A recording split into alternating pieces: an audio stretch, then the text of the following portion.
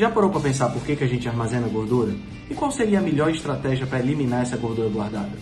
Eu sou o Henrique Altran e nesse vídeo eu vou mostrar para você 4 estratégias para você eliminar toda essa gordura e mudar radicalmente a sua composição corporal. Vem comigo!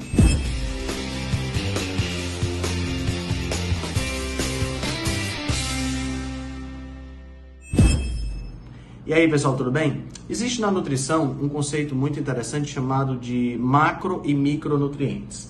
Os micronutrientes eles não possuem calorias e são aqueles nutrientes em que nós precisamos de uma quantidade menor, são as vitaminas e os minerais. E existem os macronutrientes, que são aqueles que possuem calorias e que nós precisamos de uma quantidade menor. Existem basicamente 3 macronutrientes, que são os carboidratos, as proteínas e as gorduras. Como vocês podem ver na ilustração, tanto as gorduras quanto os carboidratos são nutrientes que são utilizados como fonte de energia, né? Você pode observar que as proteínas são nutrientes principalmente usados como fontes de construção. É claro que em situações extremas há a possibilidade de você usar as proteínas como fonte de energia, mas isso não é normal, tá? Normal é a gente utilizar os carboidratos e as gorduras como fonte de energia. Observe também que os carboidratos fornecem menos energia do que as gorduras fornecem mais energia. Então imagine que o nosso corpo ele é um caminhão-tanque, né? E é exatamente dessa forma que a gente vai entender como é que o nosso corpo faz para particionar esses combustíveis, o carboidrato e a gordura. Tá? Então nós temos a região, né, o motor, que seria todas as nossas células, as mitocôndrias das nossas células, que queimam essa energia para que a gente possa estar usando essa energia para as nossas atividades diárias. Esse tanquezinho menor é o reservatório de carboidrato. Todos nós temos esse tanquezinho, ele está localizado principalmente no fígado e nos músculos, mas cada célula tem um pouco desse armazenamento de carboidrato. Mas é um armazenamento pequeno, a gente não consegue armazenar muito glicogênio, que é o carboidrato que nós utilizamos como fonte de armazenamento. E a gente não consegue armazenar porque esse glicogênio, quando ele é formado, ele atrai muitas moléculas de água e acaba tornando a coisa muito pesada. Para cada 1 grama de glicogênio, nós temos 3 gramas de molécula de água ao redor. Então, por isso que a gente não armazena muito. A gente tem no máximo umas 2.000, 2.500 calorias armazenadas na forma de glicogênio numa pessoa de 70 a 75 quilos. Isso significa o quê? Significa que rapidamente esse glicogênio é utilizado e vai se acabar. Então, a pessoa que está utilizando esse glicogênio, normalmente tem que repor esse glicogênio para poder continuar como combustível.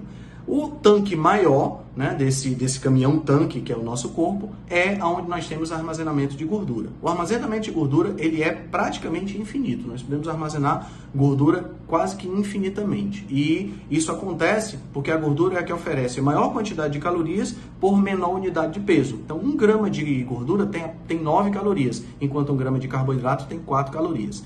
Então, observe que para eu utilizar a reserva de carboidrato, né, para eu utilizar esse pequeno tanque, basta eu ter a minha insulina alta.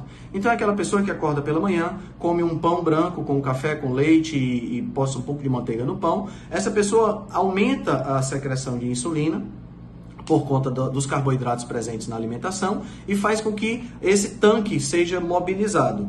Como um tanque muito pequeno, rapidamente você sente fome e acaba tendo que comer de novo. E você fica o tempo todo tendo que comer de novo, né? Como é que você faz então para fazer o contrário? Para mobilizar o tanque das gorduras? O ideal é que você mantenha a insulina baixa. Quando você mantém a insulina baixa, ou seja, quando você reduz na alimentação substâncias que aumentam muito a sua insulina, que são os carboidratos, então você vai fazer o quê? Você não vai usar o tanque menor, ou vai usar muito pouco desse tanque menor, e vai vai utilizar a gordura que está armazenada, ou seja, você vai utilizar o tanque maior. Então o segredo todo está em baixar a insulina. Mas atenção, não basta apenas baixar a insulina, você tem também que estar em déficit calórico, porque também não adianta você comer gordura demais ou proteína demais e estar num superávit calórico. O corpo não vai buscar no que está armazenado para te suprir, ele vai buscar sempre na sua alimentação.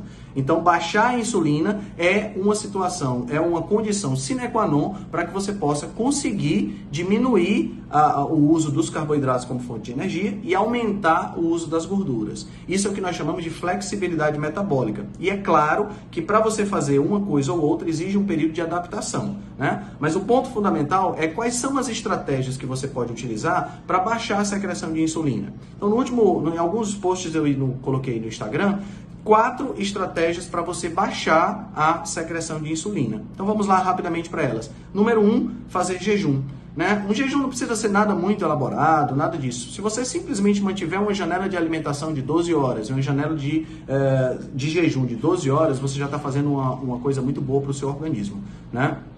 Então, nos momentos de jejum, a insulina baixa e durante a alimentação a insulina vai aumentar um pouquinho. O segredo é você, na janela de alimentação, seguir as outras recomendações, que são, número 2, densidade nutricional. Ou seja, você comer com maior densidade nutricional. E onde é que você vai encontrar maior densidade nutricional e menor densidade energética? Nos alimentos de origem animal. Então aí entram as carnes, as vísceras, os ovos, né? São alimentos que possuem uma quantidade muito boa de nutrientes e baixa quantidade de energia.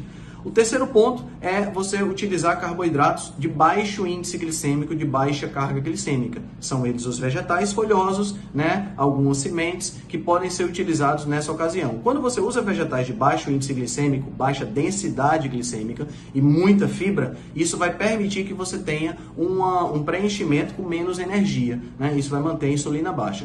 E a quarta estratégia são os exercícios físicos de intensidade. Esses exercícios vão aumentar a sua sensibilidade à insulina, né? Vão manter a sua insulina baixa, fazendo com que você atinja esse tanque maior, que é o tanque que está armazenando as gorduras. Então, basicamente, jejum, alta densidade nutricional, carboidratos de baixo índice glicêmico e exercícios de alta intensidade. Essas 4 estratégias vão manter a sua insulina baixa e vão ajudar você a diminuir a sua taxa de gordura.